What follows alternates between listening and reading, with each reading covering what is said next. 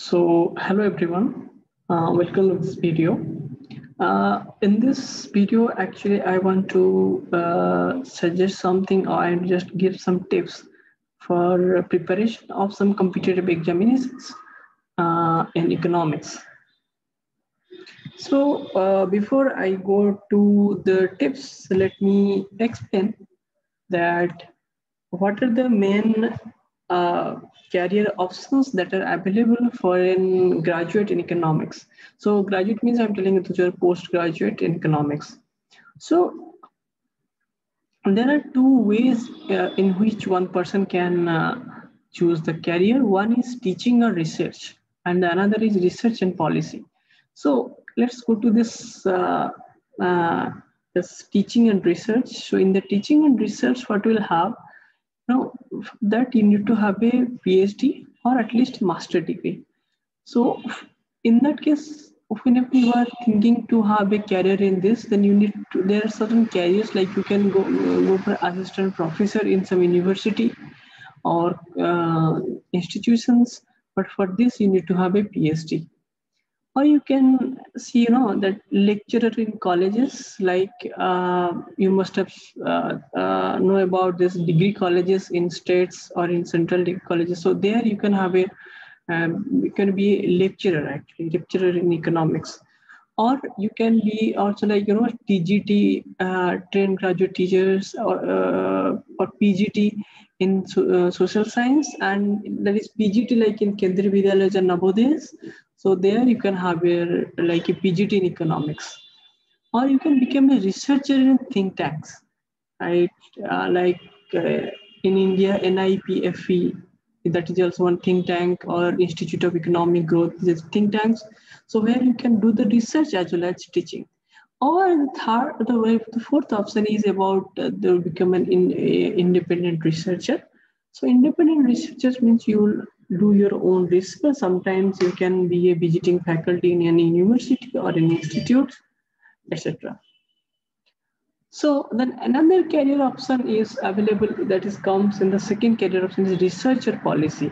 So whenever you're thinking researcher policy, then there are certain options, and mostly in India for that you need to have a master's degree. And in the master's degree, and you have to sit for the exam. So the main career options in this field are Indian Economic Service, which is an service service in which the exam is conducted by the UPSC, and there you will be employed in the government sector, so that so that you can help in policy formulation like economic policy. And they are mostly like taxation in Department of Economic Affairs, or all these things they have been appointed. Second option you can get is Reserve Bank of India or in commercial banks. So in the Reserve Bank of India, there is a specialized department that is called Department of Economic and Policy Research. There you can become a grade B officer, and you can do both research as well as other works related to reports, or some policy related works that will be help in monetary policy formulation, all these things. And if you are joining a commercial banks, then also there are certain economic economic concerns of the top management in that commercial banks, and you have to help them. Like for example, suppose there's an inflation, how the central bank is going to react, then what will be your strategy or your credit growth, all these things. And third option is corporates. So in the corporates, like you will be appointed like an analytics officers, where you will be given task of analyzing the sales growth or some economic, what is the impact of this monetary policy on bond pricing, or in the risk management tools, all these things that has to be done in the corporates. Then the fourth option, you have some government policy institutions, like for example, you must have seen some, or like some committees or some institutions which are only for short term in nature. So they will be appointed some members, then you can work there. So as a research associate, or any position which is given just to assist the top management. The fourth option will be non-government organization. So if you are working in a non-government organization, then they are also like some field work, surveys, analysis, all these things they do. Plus, like they help in some organizations, or they help in policy formulation of some organizations, or they take the contract to do some certain things. For that, you need to have an economist. So all these are the broad careers available for a candidate who is pursuing economics, or she is planning to have a career in economics. So now, so to have a career, that then before that you need to have some exam that needs to be cleared actually. So the first I'm talking about teaching or research. Suppose if you want to go for teaching or research, that you want to go for to have an assistant professor or a lecturer, all these things. So there is an exam called National Eligibility Test, NET exam, which you need to sit for. So once you sit for that, so there are two ways to qualify. One was there are two stages to go. The first stage is assistant professor, second stage is junior research fellowship. So this validity is this. So if your marks are cutting certain cutoff, then you will be eligible for assistant professor, and this is a lifelong eligibility. So it is not going to vanish, or this is not going to have a deadline or something like that. But if you have this JRF, Junior Research Fellowship, I think that is a 3 years that you can avail this scholarship. So the cutoff for this JRF is a little bit higher than the cutoff for the assistant professor. So therefore, if you are sitting, then there is a possibility that you can be selected or you qualify the assistant professor. So, but you may not qualify JRF. So for the JRF, you need to secure more marks actually. So once you secure more marks, then you will get qualified for JRF. So the advantage of this JRF is that whenever you are applying for any PhD program, then monthly you will get some stipend around 30 to 35 rupees. So that you get the stipend, and that stipend will be help you in your PhD expenditure, or fulfilling the PhD cost, your staying, your fees, all these things that will help. Plus, since assistant professors, you are eligible for the assistant professors, then you can apply for some teaching jobs. Actually, there are certain teaching jobs. Those who actually don't take directly MS or master's students, they take those who have qualified this assistant professor exam, this is NET exam. So that you need to take care of. Then the second option that I had already discussed is about research or policy. So Indian Economic Service, so the exam is conducted by UPSC, is in government administration. So it has also a competitive examination, that is exam plus interview. Similar is the Reserve Bank of India. You have a bank, so you'll work mostly in the banking and macroeconomics area. This is also an exam plus an interview. Similarly, the commercial banks, these are the specialized posts. See, in the commercial banks like PO post, all these things are there, but these are the specialized posts like economists, statisticians, all these things. So since you are an economics student, so you will apply for an economics specialist post. So for that, you need to give some exam plus interview. Okay. Now let's come to the fourth option of the corporate. So mostly corporates actually take a very small, aptitude test. Once the aptitude test is over, they take the interview. So mostly their recruitment process is driven by the interview, or they go to the institutions like Delhi School of Economics, ISI, JNU, or Gokhale. So they take directly students from these institutes and they employ them in the offices. So now I will for some tips for the preparation.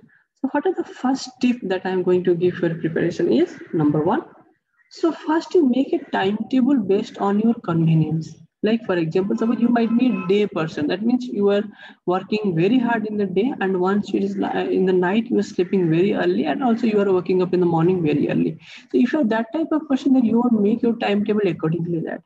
So some persons are there, so you are night persons. That means they are very active or they're very productive in the night, but they're not so much productive in the day. So accordingly that you have to prepare your timetable so that you can focus more in the time, more in the day, more in the night and in the day. So all these things that you need to. So first thing is the timetable. Second thing is follow a syllabus. This is very important actually. Because, some people ask me like, sir, what type of syllabus or what kind of syllabus should we focus or should we refer? And I say that, see, as per the, preparation thing is concerned, then you need to have a very vast syllabus and you should focus on the knowledge. So therefore, I prefer that this UGC syllabus is very vast and it covers almost all the topics. So therefore, this is very important actually. So UGC syllabus, so what you can do is that you can download this UGC syllabus, which is available freely in the internet. So once you download this UGC syllabus, take a printout of it and put it on your study board, so that you try to complete all the topics that has been covered or that is there in this UGC syllabus. That is the vast syllabus that you should focus on. Third is you need to collect the best books given in the list. So in my website, I have given the books of different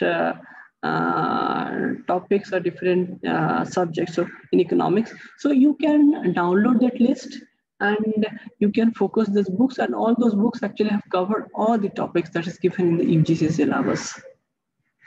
And if you accept those books, if you have your own books which you like actually or you enjoy, so you can add that and you can read. But my suggestion would be that focus only on those books. Don't go for, at a time, don't read multiple books. Take a book which is the best and read that book. So the next thing is about read all those books. So you have the list of books, read all those books as per your timetable. So in your timetable, you read all those books. Now, while you are reading, then you must have covered almost all the topics. Now you go to the syllabus and see whether any topic that you have already left or you don't know about that one. So if you're thinking that you have not gone or it is not in the book that has been prescribed, then you can go to the internet. You can go to the internet, then you can search for those topics and make a note of it. Because while you are searching in the internet, you are browsing from different sources, and in future you may forget those sources. So therefore, in order to memorize or in order to keep those things in hand, so you can take a note of those things, so that whenever in the future while revising, when you need it, you can get back it from your note. Next, once you have covered all the topics given in the syllabus, then you again revise it. So first you read, match with the syllabus. Then if you're not getting something, then search it from the internet. Once everything you're thorough, you again revise the topics. So you have to go for again revision. So revision is the most important thing, so that you can again recall back. So once you revise it, then the things will go systematic. You will go to remember the things which you have forgot. So all these things will happen. So revision is very important. Now, once you have revised, once you have everything, so suppose for example, exam is just 3 months away. So you need to what to do actually, you need to practice. Okay, so you need to practice so that you can do or perform efficiently within the stipulated time in the examination. So what happens, but some exams are there where the sample papers are not available. For example, in RBI, they don't provide the first preliminary sample papers of the examination. So in that case, what you have to do? So this is the first best. If you have got all the sample papers, previous year sample paper, this was the first best. But since you don't have it, so let's go for the second best. So for the second best, you take the civil service examination, the sample papers of economics mains paper. You take the sample papers of Indian Economic Service. So now you have enough questions. So now you can practice those questions and you see whether you have left it. If you have left it, then again revise the books, get to know about it, or you can search in the internet, or you can know about it. Second, another thing that will be very helpful, I think, that is like see the exams in the examinations of this recruitment examinations. So they will ask questions mostly from graduation level or master's level. So in the graduation level, you know, there are certain universities, those who actually take a master's examination before their admission. So you can download their sample papers and practice. Practice, practice, and practice. This is the best way to do it actually. Then, and so now you have to be very clear that you have already covered the economics topics, like the subjects that you have already covered. So the only things that is remaining to cover is the current affairs. Okay, so you already know the theory in economics. You already know the different recent fields in economics and how people are actually improving on that. But now the most important is policy. So now you have to read the current economic affairs. So what is happening now in India or in outside, all these things. Okay, so that is the most important thing, because in UPSC or in RBI or in commercial exam or even in an interview, some people are going to ask you about current economic affairs. So you must be having knowledge on these topics. So once you have these topics, so then it will be very easy for you to crack all those exams. For that, you have to read daily newspapers, mainly editorial, opinion, and view pages. So you have to daily you have to read the newspapers, and these sections you need to read. And mostly you have to focus on the economics thing, what they are discussing, what different authors are discussing, what is their view, what's your view. So all these things, because in the interview they will ask you that what is your view on this. So for that you need to be ready for that actually. So in the newspaper, I would suggest there are certain newspapers in India. So I am just telling this from the current time perspective, that in this current time, so this is Live Mint, and The Hindu and the Business Standard, and others are there, but these are the three newspapers which are actually provide very nice and very extensive this editorial pages. So you can follow these newspapers daily and read it, so that you have an updated current economic affairs that is happening in the country or at the international level. Or you can read some magazines like The Economist, which is a global magazine, or Economic and Political Weekly, mostly the recent events that are discussing by different authors, so that you can focus on. So these were some tips. So first tip is prepare your subjects very thoroughly, revise and practice sample papers. Third thing is, for the current affairs, read newspapers and magazines. These are very, very, very important things that is needed. So once you are thorough, then you sit for the exam. And I guarantee you that if you do all these things with a very systematic and you are determined, then I wish that the success that will always approach to you and will be successful getting a very good career in economics. Thank you so much for watching this video.